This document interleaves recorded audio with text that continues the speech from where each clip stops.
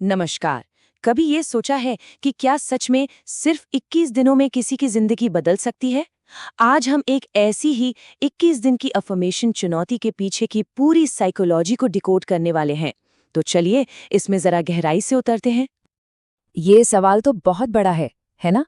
क्या वाकई 21 दिन काफी हो सकते हैं किसी नई आदत को अपनाने के लिए या अपने सोचने के तरीके को ही पूरी तरह से बदलने के लिए?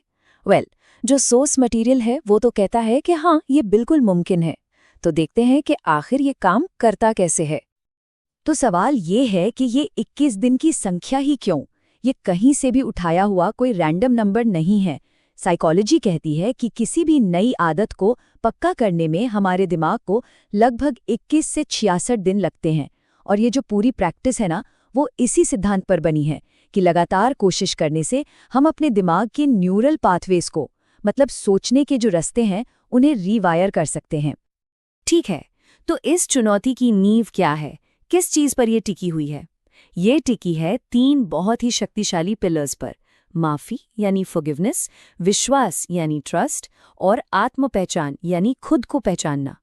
और सुनिए, ये सिर्फ खोखले शब्द नहीं है, बल्कि ये गहरी अंदरूनी यात्रा के अलग-अलग पड़ाव हैं। और ये कोट तो इस पूरी यात्रा का जो सार है, उसे इतनी खूबसूरती से बयान करता है। ये चैलेंज बाहरी दुनिया को बदलने के बारे में है ही नहीं, बल्कि अपने अंदर की दुनिया को बदलने के बारे में है। ये एक मौका है अतीत के बोझ को उतारने का और खुद को एक नए सिरे से खोजने का। अब यहाँ एक बड़ा ही दिलचस्प मोड़ आता है।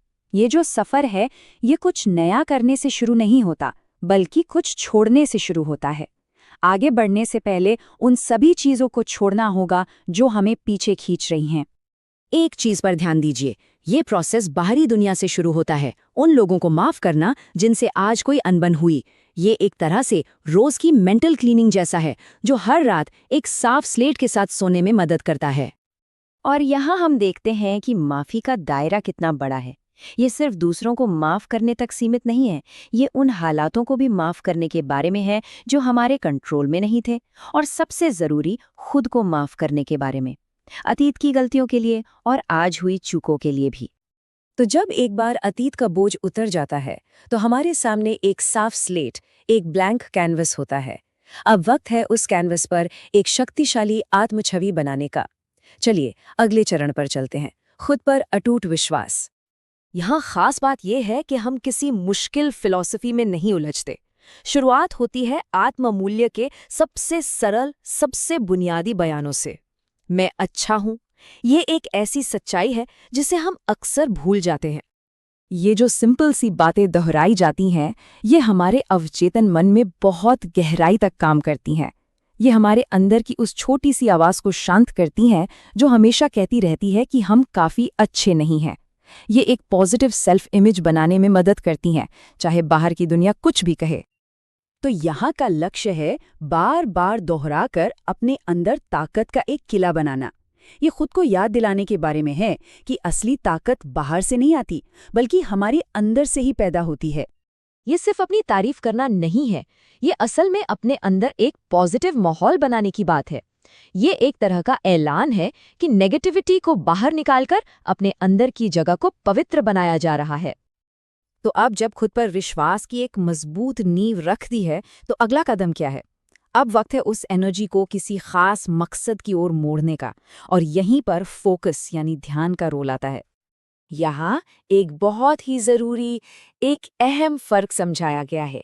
सोर्स की फिलॉसफी बताती है कि सच्चा फोकस नतीजे पर नहीं, बल्कि उस तक पहुंचने के लिए की जा रही मेहनत और लगन पर होता है।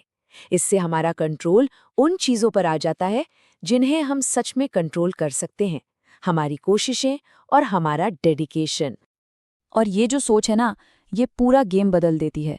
ये कंट्रोल के सेंटर को बाहरी नतीजों से हटाकर हमारी अपनी लगन पर ले आती है। ये हमें नतीजे की चिंता से आज़ाद करती है और उस पल में अपना बेस्ट देने के लिए पूरी तरह से तैयार करती है। ये स्लाइड एक तरह से दिमाग की बिफोर और आफ्टर वाली तस्वीर दिखाती है। एक भटका हुआ मन और एक फोकस्ड मन। ये बस रिएक्ट करने से आगे बढ़कर कुछ क्रिएट करने की तरफ एक कदम है, जैसा कि सोर्स मटेरियल बताता है।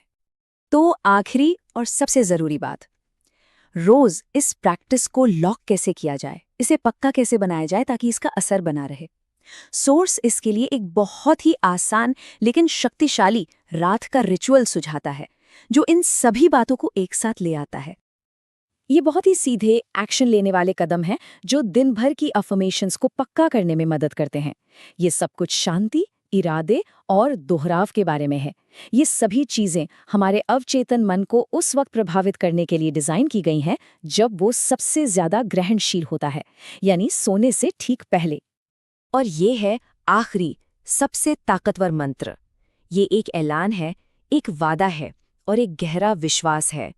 सोर्स का तर्क है कि जब इसे 21 दिनों तक लगातार दोहराया जाता है तो ये शब्द सिर्फ शब्द नहीं रहते, ये हकीकत बन जाते हैं।